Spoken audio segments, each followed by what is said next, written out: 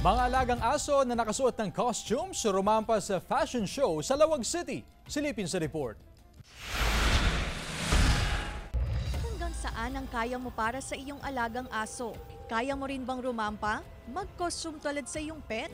Ito ang dog fashion show, hindi lang ang alagang pets ang bida rito. Siyempre, hindi rin papahuli ang dog's master. Iba't ibang breed ng aso ang rumampa from small to big size. Bukod sa pagalingan sa pagrampa ay agaw eksena rin ang mga ito sa kanilang costume.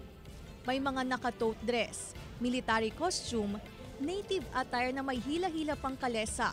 Walk like a queen naman ang peg ng asong ito na super spoiled sa kanyang master. Paano ba naman? Bukod sa escorted na, ay pinapayungan pa ito. Panatilihin na safe lagi ang mga alaga po nila.